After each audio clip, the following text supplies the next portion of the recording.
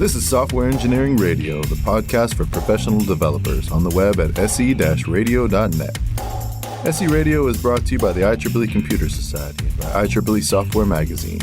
Online at computer.org/software. Keeping your teams on top of the latest tech developments is a monumental challenge. Helping them get answers to urgent problems they face daily is even harder. That's why 66% of all Fortune 100 companies count on O'Reilly Online Learning.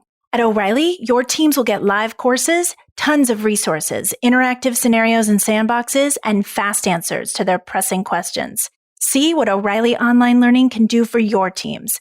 Visit O'Reilly.com for a demo. Welcome to Software Engineering Radio. I'm your host, Gavin Henry, and today my guest is Jamie Riedesel. Jamie Riedesel is a staff engineer at Dropbox, working on their HelloSign product. She has over 20 years of experience in the technical field, starting with Office IT, moving to systems administration and engineering, and most recently in DevOps. She has been presenting at technical conferences since 2015 on topics such as Logstash optimization, monitoring system refactoring, and how to get over your workplace-induced traumas. Jamie, welcome to Software Engineering Radio. Is there anything I missed in your bio that you'd like to add? Those are the major points. Thank you. Excellent. I'd like to start, first of all, with an overview of what software telemetry is, its terms, and its history. So, Jamie, what is software telemetry? At its broadest level, software telemetry is what we all use to figure out what our software's actually doing, quite frankly. I mean, when you're writing software, how is it that you find out that it's doing what it should? And that's only a little rhetorical, because if it's working exactly the way it should, great. But if it doesn't, software telemetry tells you why. It's those little print statements we scatter all over our code to give us feedback of what's going on. It's us instrumenting this black box that we're writing to tell us how it's working. And I mean, that's software telemetry at its broadest level. And frankly, we've been doing it for decades and decades. At the dawn of computing, software telemetry was an indicator light on the computer, showing a little processing, whether it was blinking fast or slow, told you if it was doing it the right job at the right speed. Later on, we got into paper, it actually print out things or pop something up on an operator console when something went wrong. And these days, we now have robust systems, centralized logging that's been around for a long time, probably the first major software telemetry system, but we've also added on metrics. It's kind of an extension of the old operations monitoring concept, but tracing has been added on there. And it's all been rounded up in the last few years into the concept of the pillars of observability, which is all about making your systems observable. So software telemetry are the components of your observable systems. Thank you. And if we could sort of boil that down to one sentence, why do we need software telemetry? Software telemetry tells you what's going on in the black box we're building.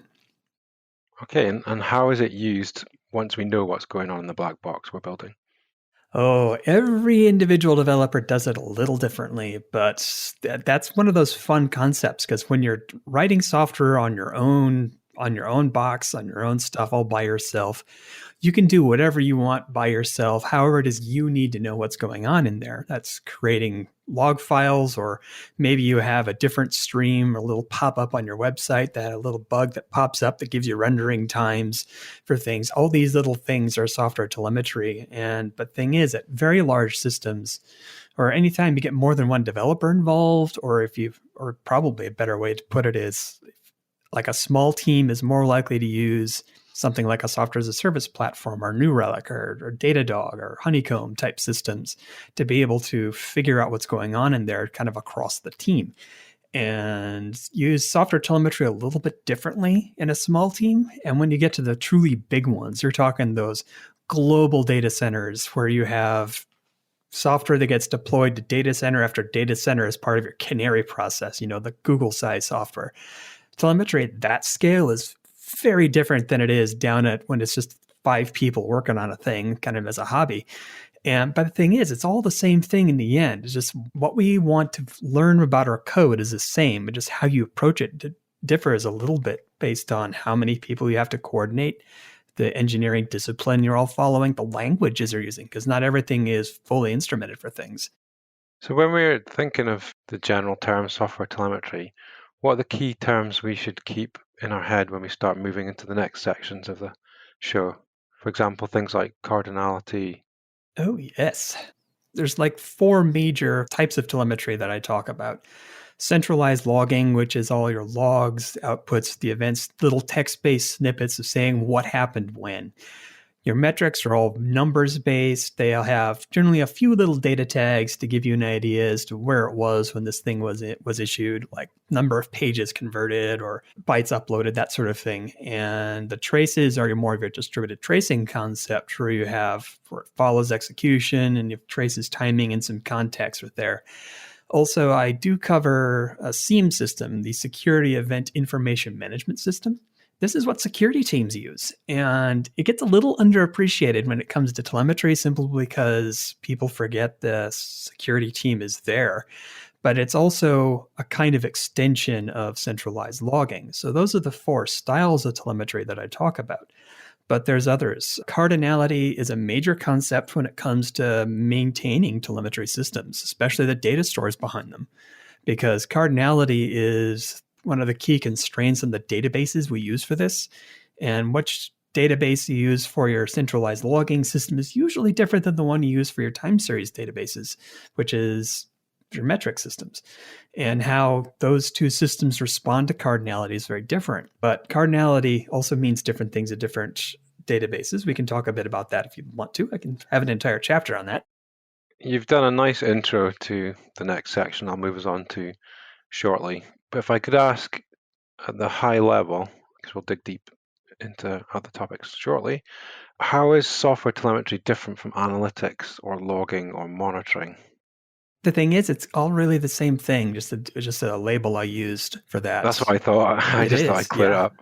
Yeah, monitoring is honestly, monitoring is where I first ran into software telemetry. Like early in my career, I came from the operations sysadmin side, and we called metrics monitoring.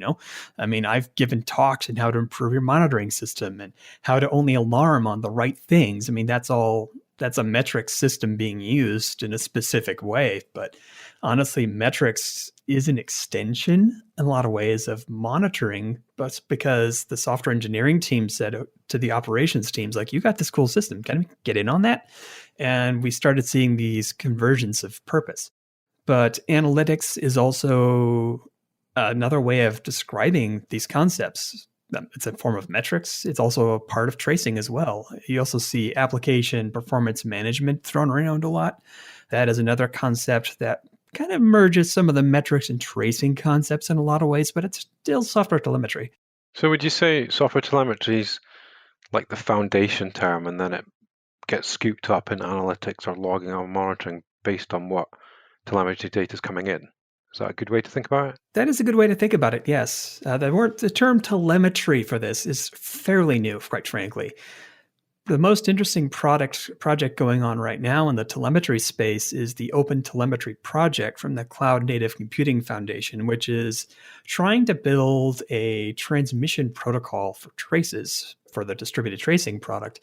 And they have this idea that they can extend it to do things like logging and metrics along the same protocol once they get done with it. It's still being built right now. We'll see what they actually come out with. But telemetry seems to be a new term that's encompassing a lot of these older, been around for ages type of terms. This industry likes to eat its dead, and this is one way it's doing it.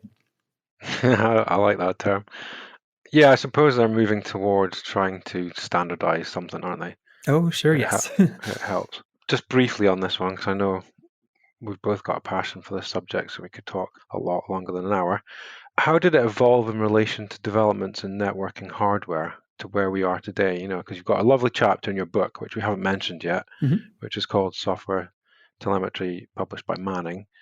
How did we get to where we are today with the developments of the underlying networking hardware, do you think?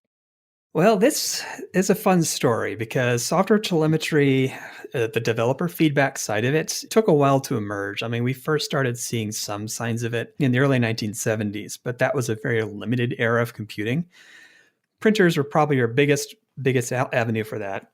But at the same time, you're also getting a bit more display technology is advancing. What I think of as one of the key turning points for software telemetry and telemetry usage in general was the syslog product, which came out of SendMail, the 3BSD thing, around 1980. I can't find the exact genealogy of when it started, but syslog came out of the SendMail project. And other systems just said, hey, we've got this logger here. Why can't we just use that? So other projects sort of picked it up and started sending things to this email logger, which at the time was one of the biggest log producing pieces of software on various systems, the email handler. So that was where we sat for a long time. And syslog moved forward until we got to about 2001, 2002, somewhere in there, when a group of people decided to standardize this thing because it hadn't been standardized yet. So they created a group of RFCs to standardize the syslog protocol. Standards are good things because it means it's stable. So you know what it is and how it works. And that gave so many things an ability to predict how to emit things. Now, rewinding the clock a little bit, we have to look at the parallel evolution of network stuff. Those of you who have been in the networking world know that a lot of it we were running on serial before we were running on Ethernet or anything else. I mean, the networking of the 1970s and earlier was all RS-232, very serial. And the networking equipment that came in the 80s, 90s, and early 2000s all used serial connections to configure. But at the same time, they also started working with network-based methods of communicating. And most networking hardware used something called the Simple Network Management Protocol, a UDP-based thing, to talk with the centralized systems for configuration and reporting events, telemetry system, quite frankly. So that was the networking's parallel evolution. Now, fast forward kind of more into 2010s, and we finally seeing some real convergence between the software space and the hardware space. syslog continued to be used on the software side, but a lot of hardware makers realized, hey, this is a standard we can actually safely use. So over the first decade of this century, we saw a lot of hardware makers start adding in syslog support to their systems to just ease integration with the rest of the infrastructure people were running. Meanwhile, we had software doing its own dang thing, and kind of rewind back to the 90s, centralized logging was the first real telemetry system we had. And back in those days, it was, you had a few servers, they spat out syslog files, and you copied the syslog files across an NFS share to a shared directory that you then use tools like grep to go looking for whatever it is you're looking for. It was very simple back in those days, not much in the way of databases, although a few did actually do things like fork their web logs into relational databases. And that model lasted for a while, and that gave rise to sophisticated dashboards that we would recognize, quite frankly, as analytics and analyzing traffic flow and raising the view of errors. I mean, this very focused type of telemetry in those days was powerful, and it kind of proved what would come later. Fast forward again to about 2010, and we started seeing the convergence of the old monitoring systems into the metric systems, and we started seeing products like Etsy released StatsD, which is a small daemon, UDP-based, that could take statistics, information coming from software in a fire hose, and just send that into whatever your back end was. And that was variable and actually a good point for the product. So we started seeing the metrics there, but at the same time, the hardware stuff was still emitting in these centralized logging systems. And that monitoring systems operating teams are using, we're also still monitoring the network hardware. How much traffic are you doing on a given network port? I mean, that's still a form of metrics. It's just not what software engineers usually think of as metrics. That's, monitoring. So these days in the modern infrastructure, here we are at 2021, you've got a converged infrastructure in a lot of ways. The networking team may have their own, but you have the possibility of a single interface, probably Grafana these days, that can get you network port information.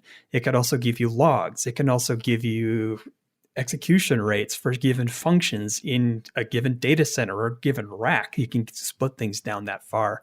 It's come a long ways. And one of the most interesting evolutions I've seen was around probably 2015 is a big inflection point, is when distributed tracing really started getting a lot of mindshare in a lot of ways, because this was the idea of using high cardinality metrics to be able to trace execution across a distributed infrastructure, which is a problem that microservices infrastructures had because you got 50 to 100 different services doing their own thing. How do you follow execution across all that? And that's how that was solved.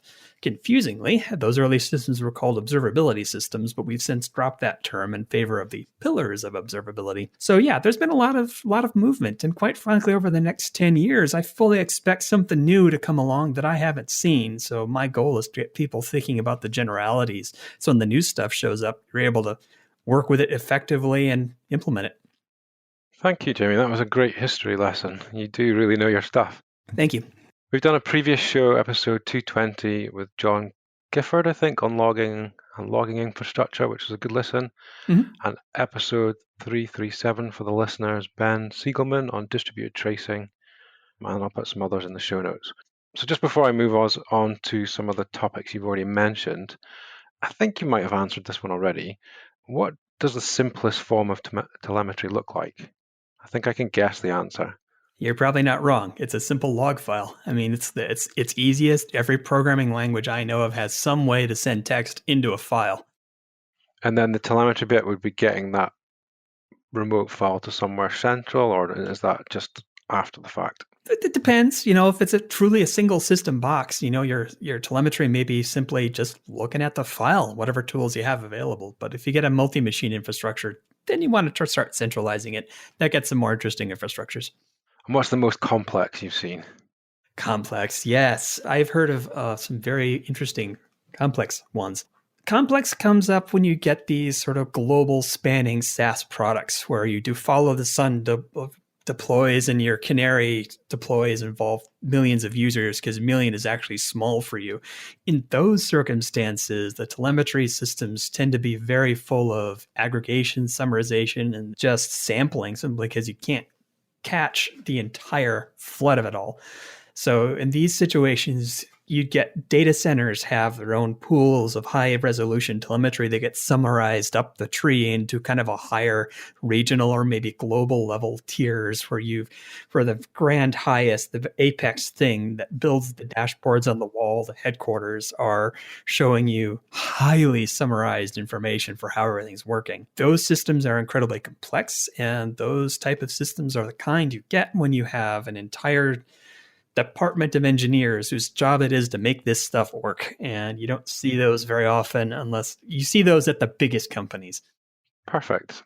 You can only keep those for so long as well, so it depends on your time history. Right, perfect. Let's move us on to the next section. So we're going to talk about the types of software telemetry which you've touched on. We'll drill down into some system components, and we'll round off the show with talking about telemetry data in resource-constrained personal environments. Mm-hmm. So now that we've covered off the basics and history, I'd like to explore the main types of telemetry discussed in your book, which is called Software Telemetry, published by Manning, which I've already mentioned. The first point I've got is centralized logging. Can you give me an example of that, please? Centralized logging, probably the most famous example people have heard of before is the ELK stack, which is the Elasticsearch, Logstash, and Kibana that Elastic.co has made famous over the course of the 2010s. It wasn't all Elastic at first. Logstash and Kibana both are outside projects that were later acquired, but the idea is you have all of your logs flowing to a central place that you have a graphical UI of some kind to be able to search, create dashboards, and bisect, resect, whatever you need to do to figure out, just dive into that information. And the value of centralized logging is that presentation. It's all in one place. You can search all of it there. And that gives you the best chance to be able to learn something from your pile of logs. The old school method of just putting a bunch of files on a NFS share somewhere that you had to manually cut through with text-based tools may be more purely Unix, but it's a terrible user experience, and most people generally didn't bother. Thank you. And of course, they've caused a bit of upheaval with their license change this year. Oh, that's a whole thing. Yes, it is. We won't talk about that. Mm-hmm. But yeah, so the next one would be the term metrics. If you could give me an example of that, please. Metrics really is all about sending numbers. It is kind of in the evolution of telemetry. A centralized logging was the first one. It's all text-based. Metrics is the next one. As people realize that if you can just kind of reduce your telemetry down to numbers store very conveniently and compactly, and you can store a lot more of it online, as had been proven by the monitoring systems operations have been using.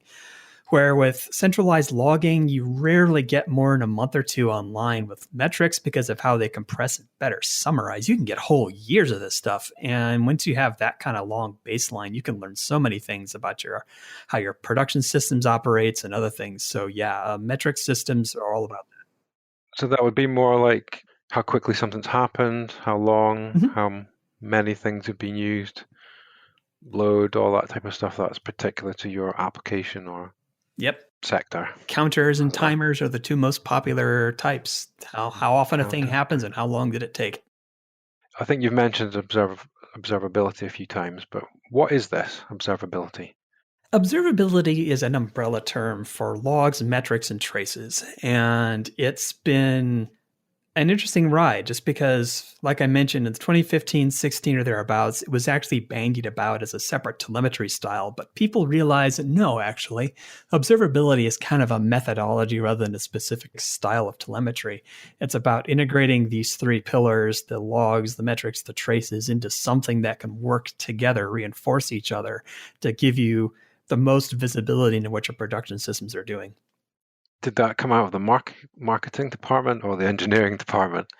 It's a little bit of the marketing. I believe Honeycomb.io is probably the most famous vendor in the observability space. They probably were the first to try to market on the term.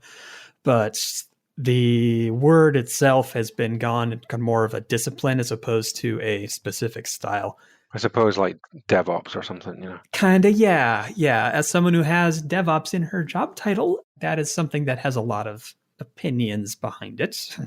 Cool. I think you mentioned this as well. Distributed tracing. Could you give me an example of that? And I've also got my notes here, the Open Tracing project at opentracing.io. Yeah, Open Tracing, Open Telemetry is kind of the successor to that one, I believe. But the idea behind distributed tracing is to, again, embrace the graph power of GUIs. When you're writing a program, when you enter a function, and one of the things you do if you're using a tracing system is you kind of use the SDK to mark, okay, I'm going to trace this pot. You do some work, and then you close the trace, and it reports it on the back end. You just instrument your code this way and just sort of trust in the the distributed tracing automation to help you. So on the other end of that, when you're looking back to see what happened when, all that code markup you've done and the traces that come out of that you can use that to reassemble what is functionally a stack trace for your distributed system. Where each function was waiting for output, you have what called in there. It's a complete call stack. And if that happens to involve systems that run different platforms or even different continents, you can still have it assembled on the same interface, which gives you so much intuitive power when you're looking at it because it surfaces so many things. An example I use is like if an upstream process has a fault but it still reports code, a downstream process can return an exception on that one. With a centralized logging system, you just see the exception, but none of the context that came before it. In a distributed tracing system, you would be able to look at that interface and see that there's a previous system threw some weird stuff and it's very visible. And you can look at that earlier execution and see what it did very quickly. Whereas with the centralized logging system, you'd have to have some fluency with the centralized logging system to be able to know how execution usually flows and kind of walk back the execution to where those logs are kept. Whereas it's distributed tracing, it surfaces those weirdnesses far easier. What did you mean by it's still producing code? You're instrumenting code. Oh, right. Okay. Yeah. It's still spitting out something. So your distributed tracing, you could, if I imagined it like a Google Maps, you could have a high-level view that might be the interactions between microservices or functions as a service, for example, and then you could maybe zoom in and get the tracing within the same function or series of method calls or classes. Is that the sort of thing that's possible?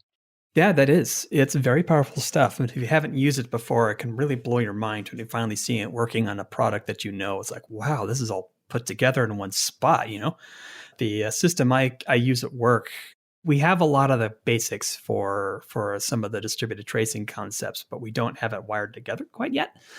But the thing is that you can get the same kind of detail from centralized logging. You just have to be far more fluent in what your logging looks like and how your operational flow is to be able to get that sort of detail.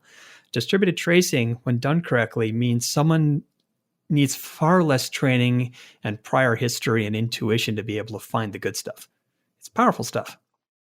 I was thinking with your example for centralized logging there, I had a situation where an error appeared in the central logging, which happened to be an elk stack, and there was a clear error. Couldn't do this. Because I put together the system, I knew what happened before that. But if one of my colleagues were looking at it, a distributed tracing system would be perfect, because then you can actually see what it was trying to do before that, what time of day it was and all those different stages. So I totally get your example there. Thanks. Right. The last one in this section would be what you've mentioned already, SIEM or SIEM, Security Information Event Management. Could you explain that and give me an example, please? This is one that's kind of a black box to most software engineers because they don't work with it, quite frankly. This is a specialized form of centralized logging. No software engineers think of security anyway. So. Yeah, I know some security people who try to do software, but the thing is that these systems are very specialized for the security mission, and that falls directly out of regulatory frameworks that require certain level of sophistication for your ability to trace who did when, what did they do, when did they do that, and how did they do it. You need to be able to, for these regulatory frameworks, construct what an operator did. They logged into this system. They used sudo to do these 5 commands, or someone logged into an admin portal. They did these 9 things, of which 4 of which did, and be able to build those traces. SIEM systems are functionally very similar to centralized logging, but the thing is that they're also using very tightly focused telemetry signals. These are like audit logs coming out of your Windows and Linux systems. These are command logs coming out of your software as a service providers, if they've provided an audit log such as that. And they're all unified together in a way that allows security people to trace what happened. Use this to set alarms for things that happened. An example for us is that if someone logs into the root account of our Amazon account, security gets told. That is a SIEM function, and that's because logging into the root account is something we don't do routinely. So every time it happens, someone needs to be told just in case someone's going to do some bad stuff.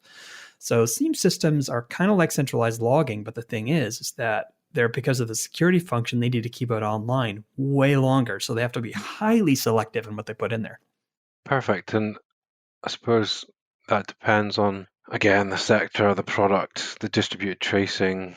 Is that log instantly shipped across the network or saved locally? Or, there's a lot to think about there, isn't there?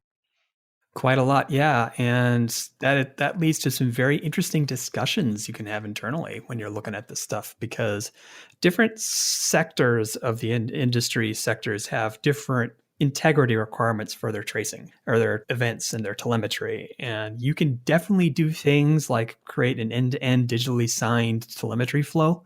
You can do that. You have high integrity. You know if something's been tampered with pretty much immediately because you stop getting traces. You can do that. But the trade-off there is fragility. And that's a business risk that each organization needs to make for themselves. And different markets have different requirements, quite frankly. Finance and healthcare have very strict requirements where selling lawnmowers perhaps maybe isn't as strict. At O'Reilly, we know your tech teams need quick answers to their most urgent questions. They need to stay on top of new tech developments. They need a safe place to learn the technologies your company adopts. And they need it all 24/7. Well, they can get it all at O'Reilly.com. With O'Reilly Online Learning, your team gets live online courses, tons of resources, safe interactive scenarios and sandboxes, and fast answers to their most pressing questions. Visit O'Reilly.com and request a demo. So I'd like to talk about example telemetry system components now and discuss breaking down a complete telemetry system. What's the best way to do this actually? Should we pick a sector that's quite simple to break apart? Or should we pick a web app, for example? That's probably easiest. Web app is probably the most easiest for people, and I can kind of walk you through the growth pattern from like small to global if we need to. That's perfect. So if we take a web application, so a front end and a browser database on a couple of virtual machines, shall we say, what would the key components of a telemetry system be in relation to that? For something like for like an early small system, you got like maybe 5 people working on it. Quite frankly, at that stage, almost all of it's going to be software as a service. So just pick something online and go for it. Kind of, yeah. Your JavaScript application is probably going to some place like Sentry, and if your backend code, maybe going to New Relic or Datadog or something like that.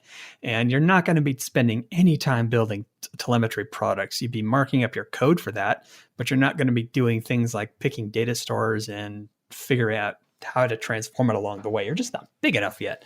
That stuff happens when you get more talent and when the engineering organization gets big enough that you have the skill to be able to maintain your own internal stuff. At that scale, how do we choose what to store and what to ship? At the smaller scale, probably the biggest constraint is cost.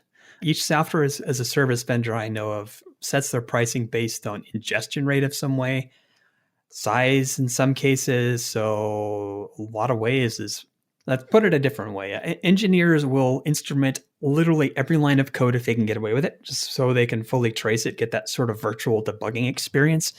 Set debug mode and kind of step through the code one line at a time if you need to. That is the worst case when you don't trust your code one bit. But the best case is you get a single event when everything goes completely and you're all done. But every environment's somewhere in between. Figuring out what to send has to do with balancing the costs of ingestion versus the cost to your application for actually emitting that stuff. Because every time you emit an event or a telemetry, it's a little bit of parasitic load away from your production application. So it's a big balancing act. So yeah, my next question was, are these the same? But I guess if you're using a software as a service system, the things that you ship could be the most things important that you need to find quickly, urgently, and the things that you store could be the more longer term. Is that a good way to think of that? Possibly, yes. The software as a service provider method is like you'd send real-time events to them because you're probably building dashboards somewhere. You may even have alarms set up. But for longer term, that would be throwing a bunch of events into something like an S3 bucket, where you're just sort of throwing it to the future and trust that your future people know how to parse this stuff. And if you need to dig through it, someone may have some scripts to bisect and resect and reassemble if you need to. But it's very much an ad hoc thing for that. That cold storage is not built out at the smaller stage. And when you get to sort of the medium and larger stage, your engineering org is bigger. You probably have some more DevOps or SRE type people around. And that means you may be able to handle self-hosting some of this stuff, work about work, and if you will.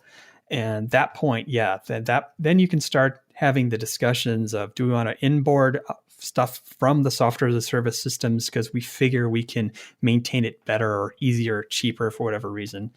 That threshold is different for every organization. Some places stay with software as a service as a strategic move all the way up to global dominance stage, the kind where when the sales representatives are in town, they take you out to dinner every time because you are such good customers.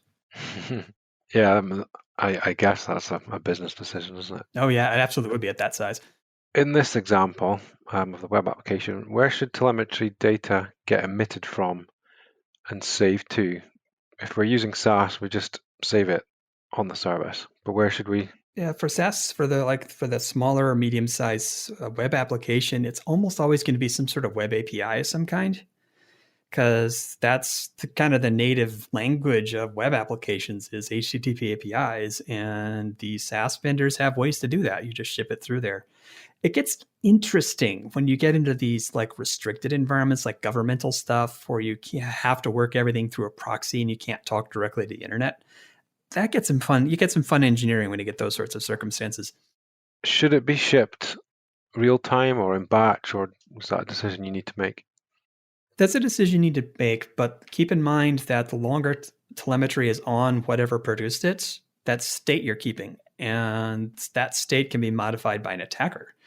So if you're trying to build defensible telemetry versus an attacker, you want to move telemetry as fast as possible off of whatever produced it. So that is a design goal you should be aiming towards, is to evacuate that stuff as much as you can. Like if you're in containers or functions as a service, you can't trust that local state anyway. So you got to evacuate it just because of your development model. But if you're on actual servers, you still want to do this, because if an attacker gets on the box, the first thing they're going to try to do is try to modify the traces that show they were there.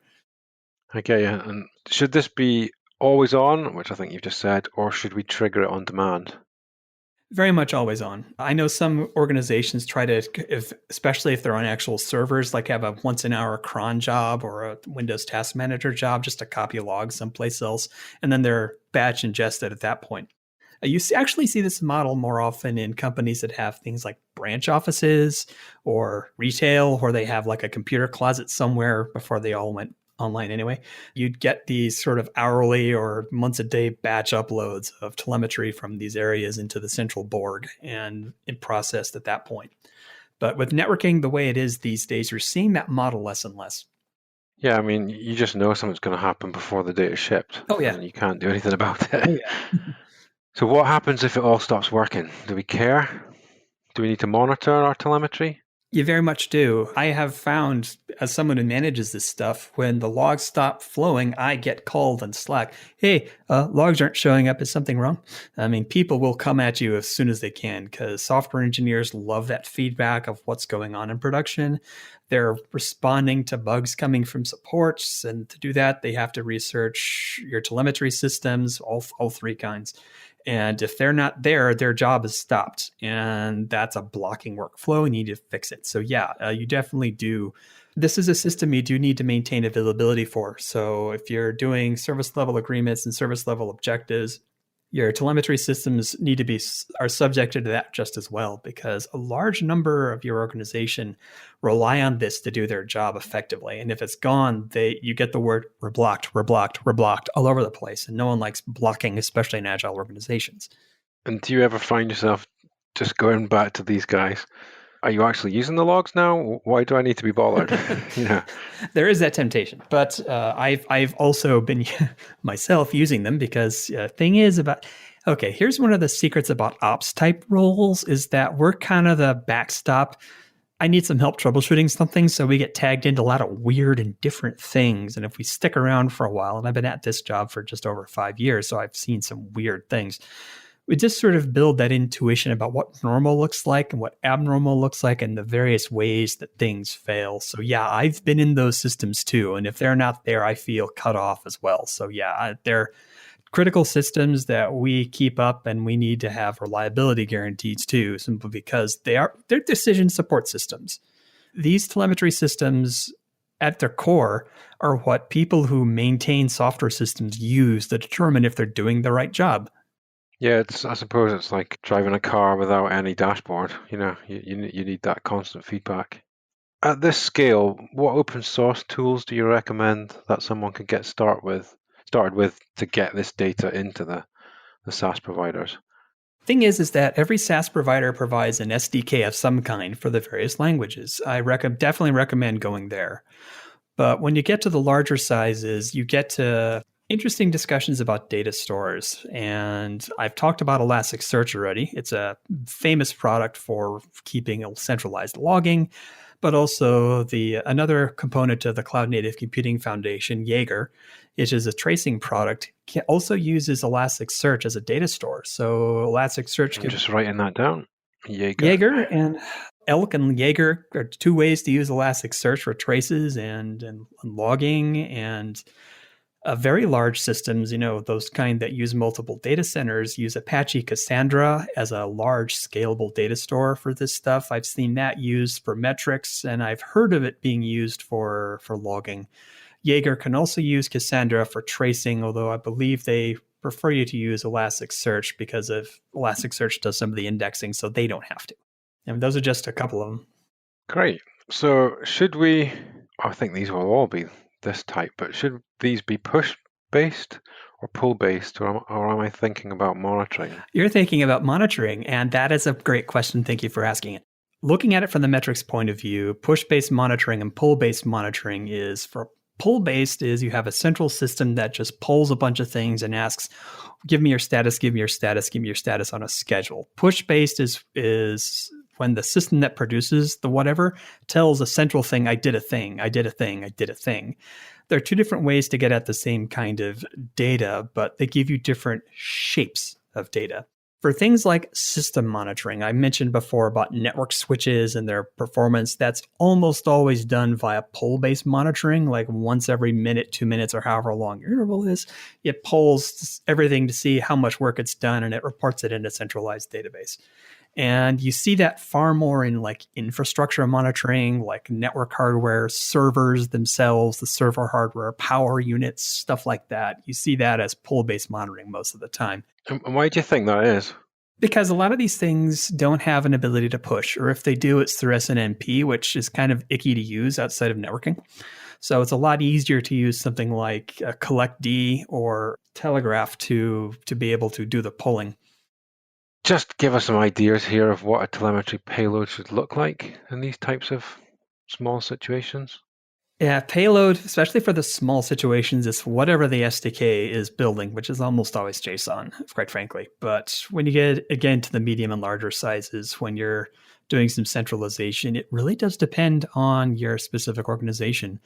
JSON serializes very fast. We spent the last decade making that extremely fast everywhere we can get a hold of it. So JSON's fast.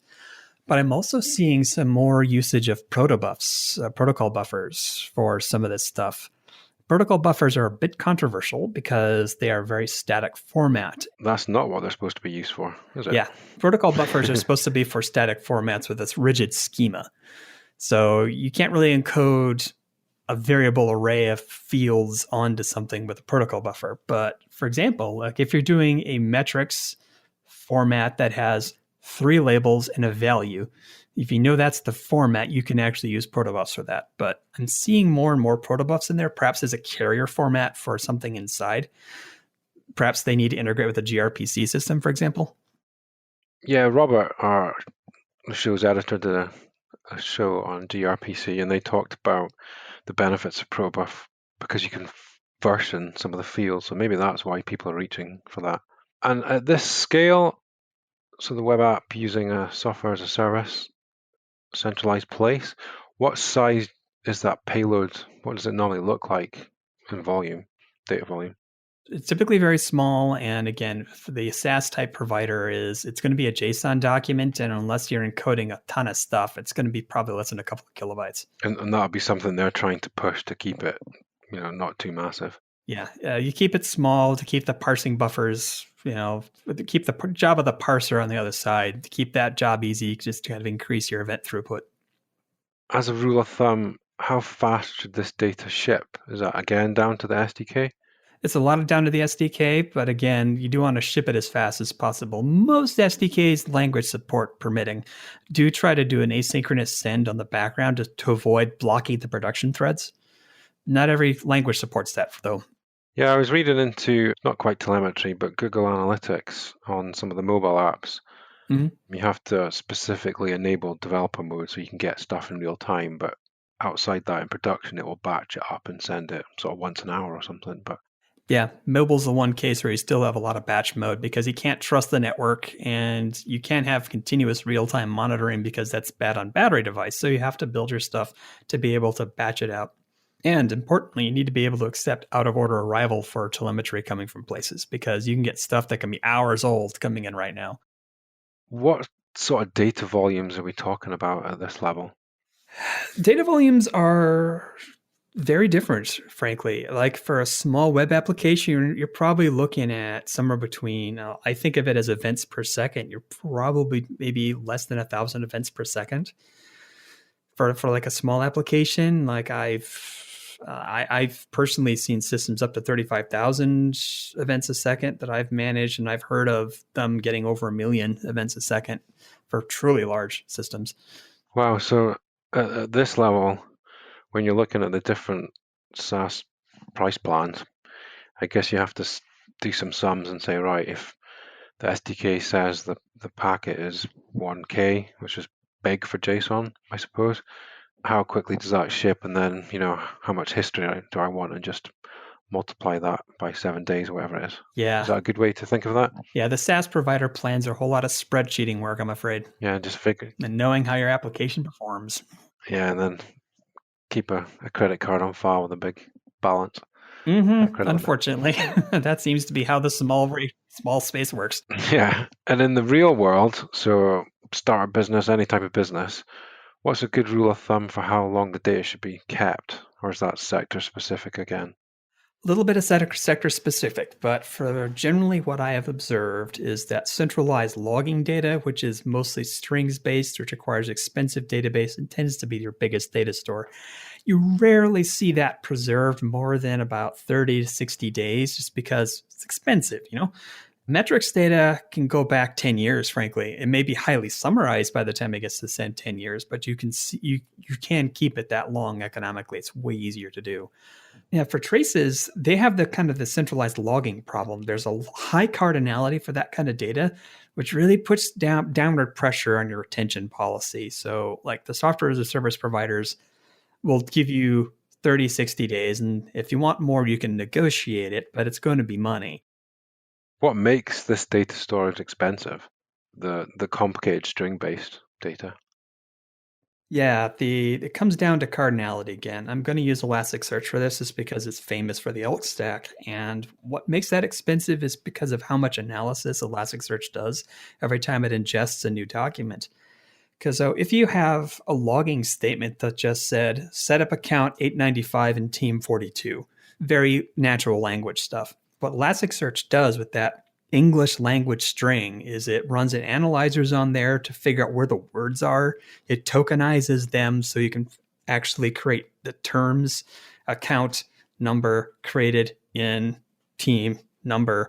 And so you can, in your search interface, put in created team number and get all of the account creation events just because Elasticsearch is doing all the string processing for you. Now, to do that string processing, it has to do a lot of back-end indexing and storage, quite frankly. So it's complex and keeps all those terms around. Gets very large, and very large ends up being very expensive to keep around, and that's why you see that problem. Now, contrast this with numbers, where you wouldn't see the account create and team, whatever there. You'd see a created account creation counter. So it'd increment a counter in a given microsecond. And you'd have a couple of tags saying what type of account it was and which data center. So you've got little tiny bits of data. You got 2 tags and a 1. And that's really tiny. It increments a counter that's already in the database and you're all good. It's really, really tiny. So it makes it very cheap to store. I guess that problem gets harder the bigger you get as a company. Very much so. Thank you. I'm going to move us on to the final section of the show. We're going to discuss telemetry data in a resource-constrained personal environment. So different from your bog standard web app, but obviously it's got its own challenges. What should we care about in low power or poor bandwidth environments? So let's take an application on your smartphone. For those environments, you're looking at, this is a different approach to telemetry, simply because you don't have the real-time assumption you would in a data center. So you want to track as little as possible because you're working with mobile providers. And as Apple has proven, their threshold for what counts as private information and what's not private information changes. And if you suddenly find your telemetry streams blocked behind a new privacy control, your engineering org is in a lot of trouble. So you want to be able to anonymize as much as possible and do as little as possible. Like the very minimum I've seen is like crash reporting, because you need to know what crashes are and what systems are so you can batch upload your crashes in the background. I think that's the minimum. But to actually usage metrics, you're looking at, again, trying to keep as little as you can get away with as possible. You're not trying to maximize the throughput, you're trying to minimize it, because every time that thread is active, you're burning battery. And every time that thread is active in the foreground, you're burning data too if you're reporting. So you want to minimize it. So could you use the tracing style of telemetry on this, where you could flick a feature toggle and get some proper data, or do you just have to not think about that at all? Application tracing is its own thing, because again, you have that, because tracing is also a fairly high volume technique when you look at it for things like a data center, because you're getting a lot of discrete events out of that. Anytime you enter or exit a function, you're potentially creating an event that'll have to be reported home. And again, that's the kind of thing that can get costly in terms of battery and phone home, and might get banned in the future with future privacy controls. So you have to take a kind of a different approach to it. You definitely have your developer builds do that. You can do that, stuff that gets side-loaded and tested on different things when you're qualifying your hardware. You can use that to try to figure out how things work. But again, in those resource-constrained environments, the overhead of having the tracer in place is that Heisenberg uncertainty principle problem. By observing the system, you change the system. So you mostly get an idea as to how it's usually supposed to run, but that's with the tracer turned on. Yeah, you could skip a part of your program or something like that. I guess if you're doing some customer support, you could get them to go to the settings and debug section and switch something on for you just as and when. I've seen that model used a few times. Yeah, because a lot of apps the support will ask you to switch something on and then send the log files to the email system on your phone, which is obviously a bit slower, but it's still a form of telemetry, isn't it? It is, and it's a kind of opt-in telemetry because the user has to take active action, which is much easier to defend when it comes time to Google or Apple saying, this is not private information, you can't have it. Yeah, and my next question I think you've touched on already. In a mobile environment on a modern smartphone, what is useful data from an app? I think you've already said the crash data. Crash data is the absolute minimum because that tells you your compatibility with different hardware models. This is especially important to the Android space. But yeah, the crash data is the absolute minimum, and you typically have a different stream for telemetry for crash report data than you do, say, like application telemetry, simply because the different functions. You've got a crash report. There's actual APIs in the OS, I believe, for some of that stuff that you can hook into, so you report it differently. But for application level data, again, it's like how little can you get away with? And how different is this from collecting logs in the back-end servers of the app? It's a very different thing because when you're collecting logs in the backend servers of the app, you can actually assume always on networking and it's relatively high speed, which is a different architecture completely. So you can have a process like Elastic's FileBeat sitting on your server that's just sort of watching each file, waiting for a new line to show up that'll pick up and vacuum and zoom it off to wherever it's going next. Whereas with a smartphone, you may have a thread whose job it is to see if we've had any batched events that we need to send upstream. And then once the thread goes active in the foreground and it can talk to network, it burps it off. In your experience, are these things that something should be always on or something a user has to enable or support can remotely activate? I guess that comes down to the App Store, potentially. Comes down to the App Store's policy, I'm afraid. I mean, certain amount of user tracking is already done through the advertising model for both stores, but you're walking a kind of a thin line between, are you looking like advertisingware where you need to track every single thing a user does for revenue purposes, or are you trying to back it off a little bit and try to stay below the bar that the app stores are looking for these sorts of phone home applications? Your regular application function is probably one of the better ways because when you click on something and it phones home, you can still get those back end traces for what happened and what the user session was. That's still there. Yeah, because I guess you've got to try and think about what data do I need to give a good experience so it's still on the App Store versus do I need to know if the user is using that feature? Mm-hmm. This is where feature flags come in a lot of ways. Phoning home for feature flags is a way to do that. And it's a bit like dealing with a JavaScript application in browsers in the way that you only have some control over what's going on in there. And how can we add telemetry without decreasing the readability of code or affecting performance? That's really up to the SDKs in a lot of ways, especially if you're using a third party. Now, if you're building an in-house SDK, say like you're a medium or large size company who's building your own internal system for these sorts of things, that is something the SDK designers really need to pay attention to, is the developer usability. The tracing systems that I looked at are pretty good about that because like when you have a one line of code you need to insert to say, I want to start tracing here, and another line to say, stop tracing. And at that point, magic happens. And that makes it very easy for the developer in that case. What should not be captured and shipped, would you say?